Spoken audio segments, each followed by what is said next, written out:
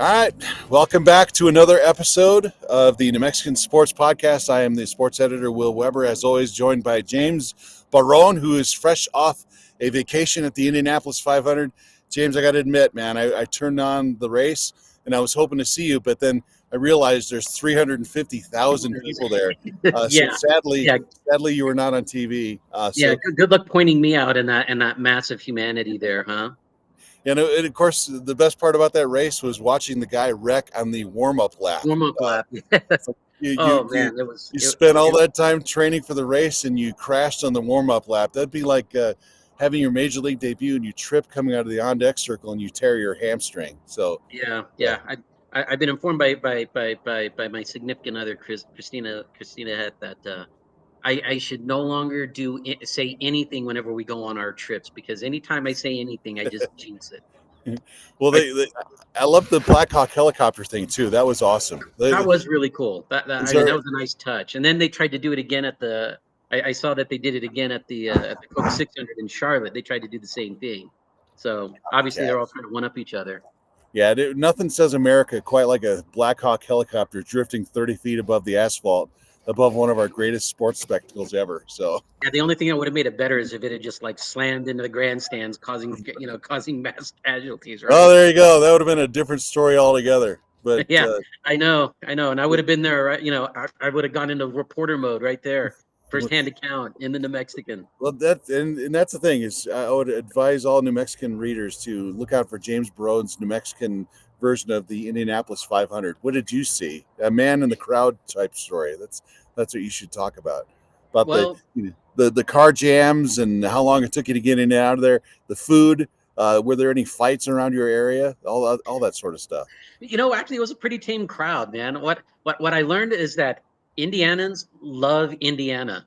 I mean, our entire section started singing "Back Home Again" in Indiana when it came on. I was like, wow, that's impressive, man. You don't see that. I wonder if they do that for the when they do my old Kentucky home at the Derby, man. You just get the entire. Well, probably do because they're all half drunk by that point. What I don't even know New Mexico's state song is it? Is it the theme song to Breaking Bad or something? That Yeah, might it be should be something like that. I just know that they have a state cookie, and I think the Roadrunner's a state bird. And if there's a state song, I think I sang it once when I was like in elementary school, but that was it. yeah. Well, now I couldn't even tell you what that's like, but well, look, we're all glad to have you back. It was lonely without you. We had to survive an entire week without James Barone in the office, and as you can see, I'm on the road today. I'm at the Fort Marcy Ballpark, the Fuego. They are practicing behind me. You can't see them, but they are down there. The Fuego season opener is Wednesday night right here at Fort Marcy Ballpark. There's 22 guys on the roster. There's 3 guys from Albuquerque, one of which is a rookie from La Cueva High School. Played at La Cueva State Championship team last year, not this year. Oh Um, wow, yeah, he's not they've got wasting any time, is he? yeah, they've got 2 guys straight out of affiliated baseball. One of them is Willian Suarez, who throws about 95 miles an hour. And I can tell you, it is a legitimate 95 miles an hour because he was throwing on Saturday when I was out here watching him practice. Big, strong guy. And I'm thinking, let's just hope Santa Fe's 7,000-foot altitude is nice to him because it's usually been a nightmare for guys. You hear it. We've covered this team, James, every year since they were founded in 2012, and every single manager, every single player is the same. We're going to come. We're going to keep the ball low. We're going to keep the scores down, and the team ERA is 13.5 every single Yeah, year. So yeah, yeah, exactly. Yeah, I guess this is going to be a testing the theory of you can't hit what you can't see, but we'll have to wait and see if that works out. But what I think a lot of our viewers and readers want to know is how is that amazing 30-foot wall coming along, or yeah, that fence, or whatever it is. yeah. Well, as you can tell, my camera is actually facing towards right field, and it's so nice. It's invisible, like it's not even existent. It's because it's not there yet. The 30-foot wall that they were planning to put in to keep runs down. Of course, there's like 5 home runs that sail out of here every single night to right field because and they did one thing they did do is they put on a new sign down the right field wall, down the right field line tells you how far it is from home plate to the actual fence. They put 301 out there, which is Oh just my the lord. biggest. It's the biggest lie since the election. I'm telling you, it's more like it's about 275 down the right field line. Anyone who's been here knows that. So they're lying to you, James, when they show that it's 301 down the right. That's not true at all. No, not even close, man. It's like it's like all those. It's like when they said that Fenway, the Green Monster in Fenway is like 310, and I think it's like closer to 290. Yeah. Well, there's that the non-existent 30-foot wall, which is supposed to extend 200 feet all the way to that pedestrian bridge, which you can see behind me. It's supposed to go to right there, and look, if they put it up there, it should keep the scoring down. I would think the home runs will definitely dip quite a bit because fly balls just won't sail out of here quite like they used to. But in addition to that, they're supposed to have a tarp, which is being delivered from Kansas City. It's supposed to cover the infield, and it rained up here yesterday. So anytime it rains, it usually rains pretty hard, soaks that Oh infield yeah, you can pretty badly. much. I Yeah. think you get any amount of moisture on that field, and you can just pretty much call it a day. The tarp isn't here either, just so you know. Neither are the two HDMI cameras that they were planning to install, one of which is on a flagpole dead center, and then the other one's up the press. But neither one of them is here. So today, the team was handing out their game jerseys for in preparation for tomorrow. They're doing team pictures, and of course, they they had I think four number twos, four number ones, and a couple number threes. So a lot of them are duplicated numbers. But I've been told that the rest of the jerseys are on their way for today's scheduled guest, Andrew Dunn. He was supposed to be on our podcast today, the president of the Pecos League, a no-show. So we might have to bring Matt Dalside, our IT guy, in here to be our guest today. Maybe, perhaps.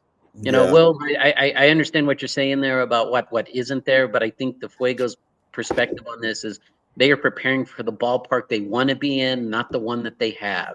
Right.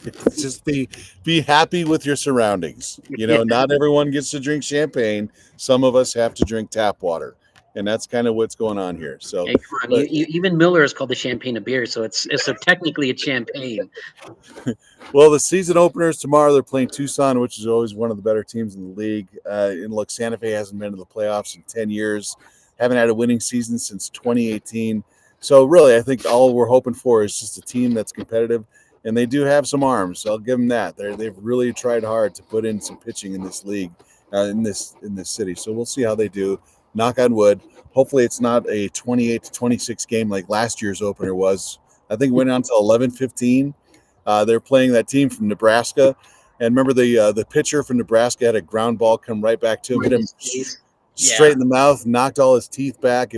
They drove an ambulance onto they had an ambulance delay for coming to pick this guy up. So, yeah, hopefully the games are under 4 hours this year and a little bit closer, a little bit lower scoring. But you just never know. You never know. Yeah, unfortunately, that's kind of what you're left with, right? Yeah, well, look, you and I are going to be busy all week this week, in addition to covering the Yes. Fuego, but a lot of end of the season stuff for high school sports, which it was a long, really successful. Kind of, there's some sad moments in there too, but just a lot of highlights, lowlights, a lot of coaching changes as usual. And Hmm. this weekend we're putting out our North Stars edition for the spring semester. So you'll see who are athletes of the year for each sport, and then our overall male and female athlete of the year. We're in the process of putting that together. But James, when you look back at this high school sports season, what are the things that kind of jump out at you? Well, I think really the big thing is that it's still St. Michael's World, and we're all just visiting. I mean, you look at the football team winning the state title, volleyball team winning the both boys and girls track again, sweeping the 3A division there, and then the basketball team getting to the state championship team for what, the third time in the last 4 years. Yeah. I mean, it pretty much was that, and then obviously. I think Las Vegas Robertson. You look at the what could have been. I think everybody kind of was hoping for the Cardinal Horsemen championship game in football that didn't quite happen, and then obviously they overcome everything that happened with regards to their head coach and James Branch to win the state title in basketball, and then coming up short in baseball, and what probably will be Leroy Gonzalez's swan song at Robertson. Yeah, that's to me, I think, is one of the sadder things about all of this. Look, I understand most of the, or if not all of the coaches at Robertson are being told to reapply for their positions, which probably means an end to Leroy Gonzalez's time at Robertson for football and baseball. And you and I have both known him for a long time. I know look, no matter how well you do, there's always going to be people that just don't like you. And there's some people that don't like him, but he's just a good guy who has been successful up there, and you hate to see him go. I know there was some reality was setting in for him after they lost in the state championship for baseball as he was walking out of there. Yeah, I think he kind of knew like this might be it for him, and that's the thing that'll stick with me. But there's been a lot of successful moments. The St. Mike's volleyball team was just so dominant all year. The football team going for it on fourth down in the state championship game against Dexter is something I'll remember too. But some controversy off the field. The stuff with Santa Fe High, the stuff with Robertson, they both had very similar situations with their football coaches getting in trouble. So it's just, there's been storylines that just weren't necessarily about the final score that we had to cover this year, and that we'll touch on all that from this weekend. No, definitely. I mean, as much as we like to hype up all the good, all the great things that happened and everything, I think, there are some moments that overshadowed some of the seasons. Obviously, what happened there with Santa Fe High with the hazing incident, and then obviously led to the resignation of Andrew Martinez with the Demons. Obviously, we already mentioned it too with James Branch at Robertson, but I mean, it continued on into the spring season. I mean, we had West Las Vegas. They changed out their head coaches in the middle of the season. Leroy missed, I think, at least one game during the regular season because of a still undetermined situation that happened there. But I mean, it was kind of interesting from that standpoint. We saw a lot of a lot of that, a lot of stuff happening with coaches. Fortunately, the players at least kind of made sure that they kept their noses clean and they focused on what was happening on the field or on the track or wherever they were. Yeah, well, it's like you and I have joked about for months, really, since we started this podcast. Is we work so much during the high school sports season, covering teams from basketball and soccer to cross country and wrestling and everything, golf. We get so tired. We get kind of burned out, frankly, a little bit. And then when the end of the season comes, I think the reality is starting to set in. Like, oh gosh, we're gonna have to find Well, other now things what to do we do have for to the next do, couple of right? months. I think last week you probably felt a little lost. Like, what? There's no baseball game? I mean, I know. I don't have to go up to Santa Fe or Yeah. go over to try to find parking at Jennifer Riordan Sparks Kindness Ballpark and Right. trudge my happy ass 2 miles to the ballpark. Yeah, the best thing about covering the state baseball tournament for me was, well, first of all, it's baseball, and then they actually did have a hospitality area, which was awesome. Oh I think wow! it was technically reserved for the umpires and the staff, but I invited Yeah, myself in there. But yeah, next 2.5 months. It's going to be the usual stuff of coaching changes yeah. coming and going, and just a lot of these guys, the Santa Fe Fuego, playing with their Yes. imaginary 30-foot fence. So Hey, and don't forget about the rodeo, man. That's the roadie. our favorite event of the year, the rodeo of this Santa Fe. The Rodeo de Santa Fe, which is a very cool event to go watch, to be a part of. But from a media standpoint, it's very not friendly. Yes, Thanks to I James writing all agree. those horrible stories about the rodeo, we're not very welcome out there. So thanks for that, Barron. I know. Well, I hear that we will be allowed access to a peephole from Rodeo Road to be able to watch everybody enjoying the rodeo. Yeah, no one goes on the record either. No one wants to talk. It's just No, no, you no. can. You write one bad story over 20 years, and they still remember that one bad story you wrote like 15 years ago. I believe it was them stealing money, or no, it was stealing water. Water. Water, yeah, which was like money at the time. Yeah, because Oh, and then you got their ticket prices wrong, Will. So shame on you. yeah, it's all our fault. Sorry, it's just like the Santa Fe Fuego. Every problem they have eventually comes back to us. I know it's the media's fault. Yeah, we've been blamed for the lack of pitching for the Fuego because we keep writing stories about how their team ERA is above 13. So it's all our fault. I mean, that's what you get for playing in an American Legion field, man. And then Yeah. I mean, you're boxed in at this American Legion field. It's not like they can extend those fences out. It's just you got to grin and bear it, man. That's just what you got to do. So, do we even want to tease who the athletes of the year might be, or any of that stuff, or do you just want to keep it a secret, keep the presents wrapped until Christmas morning? What do you want to do? Well, we could do that, man. I mean, I think people are waiting with bated breath. Yeah, keep it under wraps. Keep it under wraps, man. We got to give them something to read. That's true. We can't spill all of our good news just yet. Yeah, well, I'll say this: on Wednesday, we're planning to do the photo shoot for the male athlete of the year, That's and then right. on Friday, we're planning to shoot the female athlete of the year. So that's always the logistical nightmare for all this, is aligning our photo Aligning all staff. of that stuff just to make it work, right? Yeah, it's yeah. When it comes right down to it, you and I don't have much to do with it, other than the fact that we have to kind of orchestrate it all, which is Yeah. Other weirdly than that, it's like stressful. we don't even have to be there, but Yeah, we it's still show up though. still show up, still pretend like we know what we're doing when we really don't. Yep. We have no official role here other than talking to the parents and the athletes and that sort of thing. But to me, that's one of the best the more fun stories that we do every year, is when we have a chance to talk to the families of the two athletes that we choose, the male and the Yes. female, and really take a deep dive into what makes that athlete tick, and what their line of thinking is, and then where they're going to next with their lives. So to me, that's one of the better times that we do all year. Well, I mean, let's do this. Just to kind of reminisce. I mean, what do you think was your best? Who was the best athlete we've covered? I mean, Ooh, our wow, best overall athlete of the year. that is a good one. Good night. I mean, there's some of those kids that just never really did anything in college. They just chose not to Yeah. go anywhere, which is fine. Because the choice of picking a kid for athlete of the year isn't about what they're going to do; it's what they did. Yeah. Yeah. It's really about Uh, the credentials on the field during the year. Well, I just the thing I think I'll always remember, one of the stories that I did was about, gosh, and I can't remember his name. He was a cross country runner from St. Mike's, a distance runner. Didn't compete in the traditional sports, but he ran for Lenny Gourdelet, and he was telling me how their summer training program was to start from right around here at Fort Marcy, which is Artist Road, right down the Yeah. street, and they would run all the way up to Hyde Park and come back. Which I'm looking, I can see to the general direction of Hyde Park and the Sangre de Cristo. Thinking, I have a hard time driving there, and these kids are like running up the Running up mountain. it. Yeah.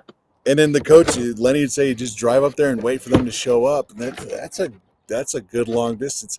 At seven, what, you're probably climbing up to about 9,000 feet at least by the time you get up to Hyde Park. So that to me, I thought, that's dedication right there. It shows you what kind of kid you're going to have on your team. Not just the fact that they're trying to do it, but if they can complete it. And the way he told that story was just so matter of fact, almost pragmatic to a sense. But it's just like, you know what? It's a rite of passage. That's, if you want to run here, this is what you do. And it didn't make him a great athlete, it didn't make him a great person, but it just made for a great story that year. And that's one of the ones I'll remember. And what about you there? What's your look? I know you're kind of like the Rain Man of names and memories. You have a much deeper memory bank than I do. My thumb drive is practically full all the time. So I'm sure you have better memories than I do. Well, I think the one that really kind of sticks out for me is and this is one that actually was probably, but well, you were working at the Journal North at the time, but it was like the first time I actually had to write a North Star's profile, but it was on Vera Jo Bustos and just talking about, and she was one of only two people who have won the award twice. The other one would be Rayleigh Hunt from St. Michael's, who just did it here. I think what her freshman and sophomore years. So but talking about her and trying to find a different way, and I think that's one of the two big challenges that we kind of talked about in both of those situations with Rayleigh and also with Vera Jo, was finding a different way to write um, basically what amounts to the same story, because it's not like their sports change and everything. The only thing that changes is their accomplishments, and then just trying to find a different way to have to write that. And for Vera Jo, you kind of leaned into kind of the personality that she was, and just talking about how kind she was, especially to people around her, despite being the big star in a small fishbowl. I mean, being in Las Vegas, you walk around, everybody knows who you are, and everybody's watching what you do. So on top of all that, there's kind of that pressure that you kind of have to uphold an image. And for Vera Jo, I mean, that image was very important to her, and she was very protective of it. And then we talked about how some of these athletes, obviously this is the pinnacle of what they do athletically. But for her, I mean, she went on to Adams State and became a highly successful player there, and that led to her being a coach. And now she's a very successful. How should we call her? A motivational speaker Yeah, or motivations. Yeah. almost like a sports psychologist in a lot of ways. Hmm. But regardless, I mean, she's had a very accomplished career, and is still doing a lot of great things and helping younger athletes kind of going down the same path that that she carved when she was playing 20, 25 years ago. Yeah, she would actually be a very good podcast guest for us, since we've both known her for so long. And you're right Yes, about yes, her being very just a kind, gentle soul. Yeah. yes, absolutely. So that was mine. Yeah. Well, they're fun stories, right? But they take a while. I mean, our How they standard do. story runs. Our standard stories don't run nearly quite that long, so it's a very long, drawn out process, Yes. but it's good. And so by the time we always get done, we push the send button on Friday night. Usually, when we get done with those things, it's like, whew, now the high school season is Yes. officially over. So, Yes, it is.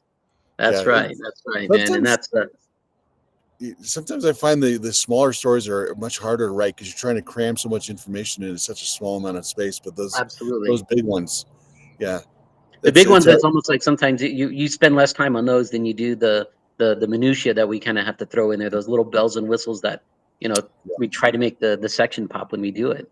yeah, it's like a term paper in college when you have to sit down and write these things. That's where you really learn how to write instead of Yeah, writing. yeah, you do. But then you get to that troubling part where you got to get all the footnotes in and end notes and all that stuff. That's the Yeah, stuff that takes forever.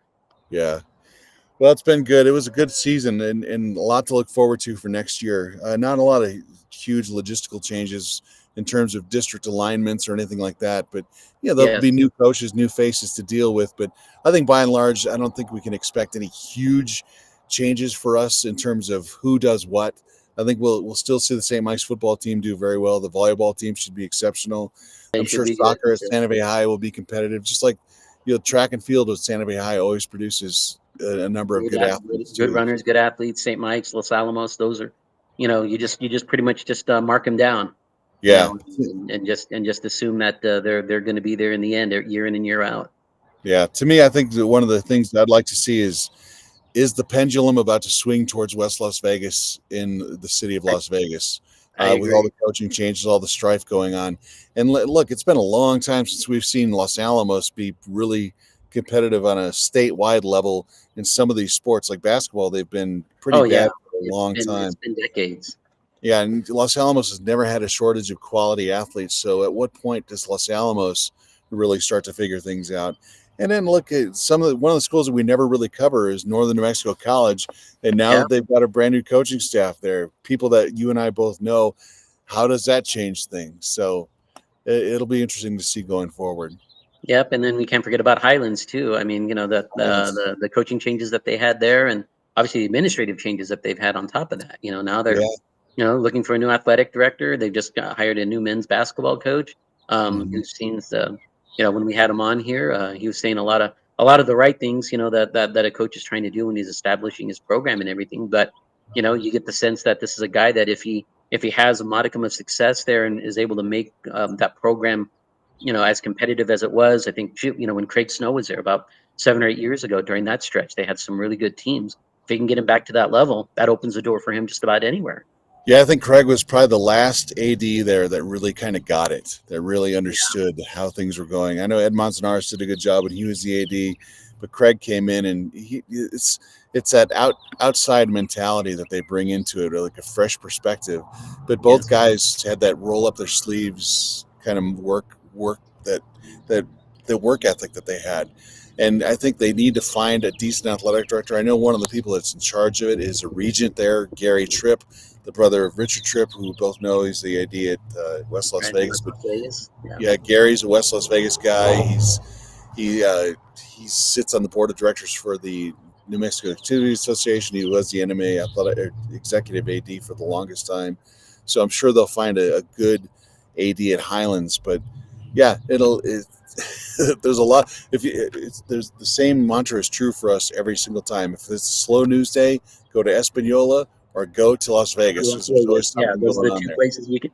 Yeah, you never lack for entertainment there, right? Yeah, yeah. They fired the baseball coach after just 2 years, and it's like they're starting all over at Highlands. But we'll see. We'll see what lies in wait. But next couple of months, look, a lot of high all-star events, which all-star weekend starts basically like right now. Yeah, yeah. And For the you last bit said, for the spring sports, and then we also have the Great Southwest, which I believe is also this weekend too. yeah, Great Southwest is always fun. I know you love track and field. That is Oh your yeah, thing. I And do. I do. I'm going to admit, I had not actually seen the Rayleigh Hunt finish until after we had her on our podcast last week, and I went and watched it, and it's like a movie because Yeah. she's so far behind. She's not even in the screen, and she comes back to win. Like, wow. So while you're off covering one of the greatest comebacks I've ever seen, I'm watching high school baseball. So winner James Barron for that. I'll give you that. You're busy watching West Las Vegas get humbled by Nimi, and then Yeah, Robertson's sneak one out against East Mountain. And by the yeah. way, everybody, I can tell you a lot of the officials there, because they're from the north and they know a lot of the people there. They were pelting me with updates, asking me what was going on and everything. So There you that go. that just shows you, even at track, people are still thinking about baseball like you were. They could have come join me. Just make sure you find a parking space that's within a mile of the complex. Look, moving forward, what kind of changes would you like to see? Because I think you and I both have ideas when we sit and write our columns that Sure. which appear from time to time in our section. But I think one of the things I would like to see is like almost like a relegation system. I would rather see Yes. relegation where teams Across can the jump board. up and down Yeah. across. Yeah, yeah, absolutely. Like Santa Fe Prep maybe could fall down in some sports like basketball. If they were not in that district, I think they'd actually be pretty competitive in No, they 2A. would be. They would be. Like And, Santa and Fe High has no business being in 5A football. That to me, I yes. think would be that to me would be the biggest change I would like to see. But of course, they're not going to. They probably won't ever really fully implement any kind of changes like that. But what would you like to see?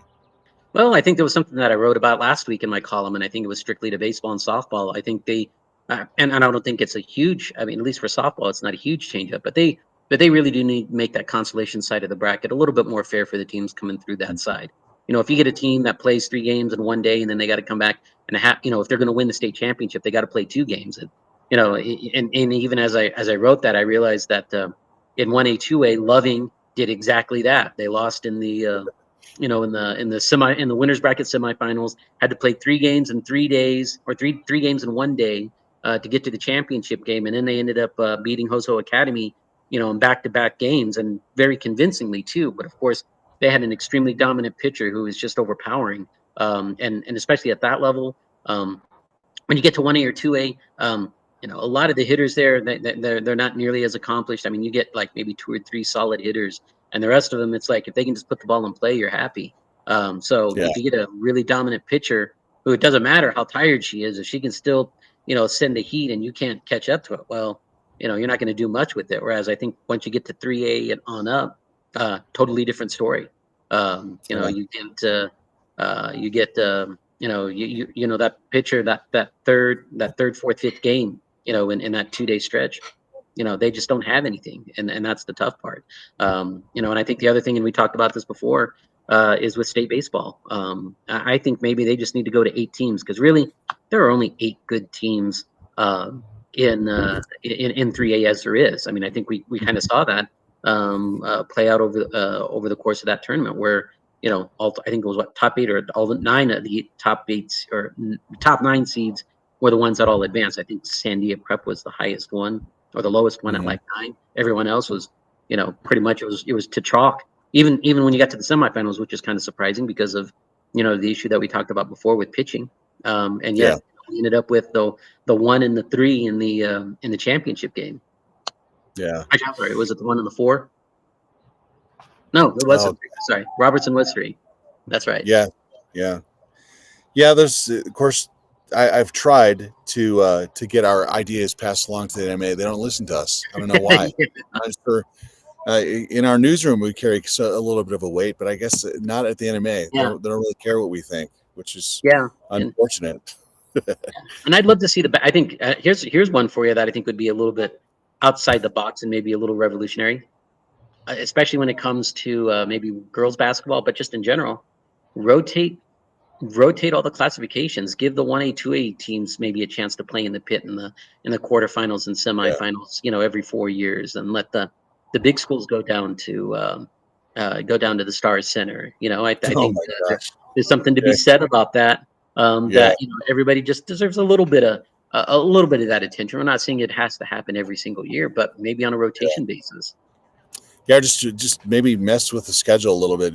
Everything doesn't have to culminate in the same time frame. Like maybe Yeah, championship games don't necessarily have to be on a Friday and Saturday. You could maybe have the smaller schools start a little earlier, and that way you can use the pit. Because I know the NMA, they rent the pit, and it's not exactly cheap for them, yeah, so it's a logistical thing. But yeah, you're right. The smaller kids, it's a dream for every kid to run down the pit ramp, and the only opportunity they get is if they get to the absolute yeah. finals. And Finals, yeah, yeah, if you make the state tournament, you work all year together. The last thing you want to do is play in a high school gym, which I know the smallest schools actually do that. Um, the Star Center is nice, but it's nothing at all compared to yeah. playing in the University Arena. So Yeah, yeah, no, it definitely is, and I think also too, just it's the idea of giving these kids these experiences, and we pumped mm, up the pit so much. Um, we might as well do that. You might as well give those kids that opportunity, and even if you'd only get 2,000-3,000 people, or not even that much, for an 8 a.m. game between Kamado and Cliff, at least you're giving those communities an opportunity to at least see their teams in really, the basketball mecca of New Mexico. yeah, I agree. Yeah. Well, speaking of the pit, I know the big changes, probably the biggest changes we're going to face in the next couple of months is what happens to the Mountain West. I know the Mountain Yeah, West and the Pac-12 were in mediation all week last week. Very closed door, very hush hush. They both signed secrecy pacts where they wouldn't reveal exactly what they were talking about. But I think at the end of the day, the most dramatic thing they could do is merge. And then if you merge, what do you do with all the other schools that are in that yeah. conference? I think you basically got to say, "I'm sorry, guys. Um, Yeah, sorry, what we're Utah. Yeah, I know we were talking about you guys joining us, but now there's no room for you at the table. yeah, Um, NMSU. Yeah, sorry, but yeah, you're gonna have to slink back over to the Conference USA. yeah, which is look, it makes me nervous from a UNM perspective. I'm not sure where UNM fits into all that because, Big Sky, quite dude. frankly, yeah, That's where it's UNM at. just Big doesn't. Sky. Yeah, UNM just does not spend the amount of money that some of these other programs do, and so when you're a bell cow program, the men's basketball team, all of a sudden, goes to two straight NCAA tournaments, comes within an eyelash of beating the Big Ten champion and making it to the Sweet 16. The entire team is blown up right after that. It just Yeah, makes you nervous about if it's sustainability. Can UNM sustain it? Because most of the other sports at UNM are just not that good. Football, yeah, tennis, look, they're just not that competitive. And it just makes you think like maybe is this school destined to be a Big 12 or a Big Sky type program, a yeah, WAC, exactly. And at Sun that Belt. point, if it does happen where the Mountain West, kind of falls apart or crumbles, or just becomes that, that also ran, mid-major, that only gets maybe one, maybe two bids if we're lucky. Um, do you just consider just like looking at football and be like, okay, there's no point in trying to keep this charade on. Let's just go down to Division II or one, or the Yeah, FBS level, and try to make it go over there, because then, I mean, the Big West, I mean, the Big Sky would be ideal. yeah. UNM will never compete at the FBS level. Yes. You could somehow get Jeff Bezos to come forward and say, "Gosh, I have some Albuquerque roots. Here's $20 million to go out and sign the best NIL team you can get." It's not sustainable. It's just not gonna. It's you can go out and do that, and UNM can make a splash and maybe get the 12 seed in the playoff somewhere down the road, but it's not sustainable, and they will No. never be No. sustainable. And it's sad to look at all these maps when you look at power conferences. The power conferences literally surround the state of New Mexico, and in the middle of it is just a blank Just this spot, the little big pinhole, square right? where New Mexico is. We are left out. We're no worse, no better than like some of the other states out there, Wyoming and the Dakotas and In Montana. Montana. Yeah. That's just our lot in life. Unless Texas shuts down and all those people move here, we have a huge influx of population and business.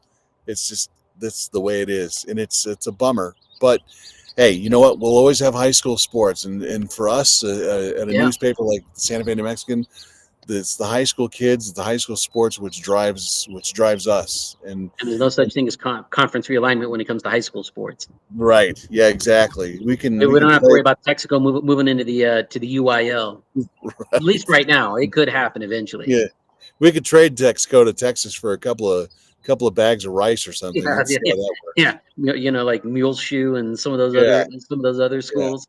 Yeah. yeah. Well, we'll see. Look, it's been a fun year, and I'm glad we survived it. Gosh, it's been a long time. You and I've been working together for about 14, 15 years now, so it's been a long time. And this podcast is a lot of fun. Thanks to our show killer Matt, who should have been our guest today. I want to thank Andrew Dunn for coming on and joining us. That was great. Andrew Dunn is such a good interview. Nice job coming on to promote your team in the league. You've joined the pantheon of podcast heroes, just like Eric Olin. By the way, where is our guy Eric Olin? I should have brought the picture of Eric Olin. Yeah, I came here thoroughly unprepared because I thought Andrew Dunn was going to join us. So there you go. The New Mexican Podcast Hall of Fame first inductee, first ballot Hall of Famer is Eric Olin, and now the second ballot, definitely Andrew Dunn. So. Right there. Yeah. Can't wait to see who's next. I guess that's how you make your bones here in this podcast, is by not showing up. Well, why are we trying for guests then, man? I know.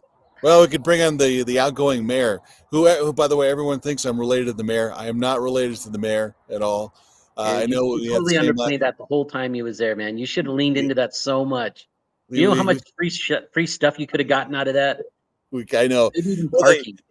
He and I actually had a debate one time who Weber Street was named after. Was it me or him? I think it's named after me, even though it was here long before me. I'd like to think it was me, but it's we could have him on here. We could talk about the St. Louis Cardinals all day with him. Oh, and by the way, isn't that a new sign on Weber Street that had to be replaced because a certain young St. Michael's grad decided to steal one of those? Well, all I can tell you is that I was not actually part of the theft. It was a thing orchestrated by a couple of younger men that I knew at the time. So I was not part of any of that. So I don't know. I can't believe the kids on this one. Yeah. Well, that'll put a bow on it. Look, we went the entire podcast. We didn't tell anybody who our main athletes of the year are going to be. So I know, man, and trust me, man, that's not easy. Yeah, you have to pick up a Sunday New Mexican, find out who we are profiling. Apologize for the lack of our guests and for the scratchy audio. I had a rock on top of my laptop here, which is trying to keep the thing from overheating. Apparently, the scratchy sound came from the rock, so I do apologize about that. Until Matt somehow gets us an in studio where we can have the fancy fuzzy microphones in front of us, this is the best we can do. Yeah, pretty much. Yeah. But you notice you still haven't closed the window behind you. We tell you that every week. I know, man. I thought my big head would get in the way, but didn't quite work out. But even if I get like that halo effect, I'm okay with that, because I felt like after what I suffered just to get to just to check off one of the items on my bucket list, it was definitely worth it. Very angelic. I like it. I started my trip getting into my destination at 3 a.m. in the morning, and then I get back home at 3 a.m. this morning, to find out that my luggage hasn't arrived either. So then you'll go through your bags, find out that somebody rifled through it and maybe took something weird. Oh, they better not, man. There's some underwear's gone or something there that I'm gonna raise a lot of hell if I don't get. All right. Well, I'm sure we'll see everyone out at the Fuego game Wednesday night. They're handing out their new little turquoise hats, which, by the way, I think is the worst idea ever. They should get rid of these uniforms. They're terrible. They should go back to the red. They haven't been any good since they switched to turquoise. But, see, they tempted fate, man. And they never listen to me anyway. So what are you going to do? Speaking as purveyors of the New Mexican jinx, we know what we're talking about here. Come on. Yeah, exactly. All right, we will see you next week. Hopefully, maybe we can bring Andrew Dunn on next week. If not, one of our athletes of the year, or both of them, we could do that. Yes, we certainly could. Thanks for tuning in, and we will see you a week from now. Take care.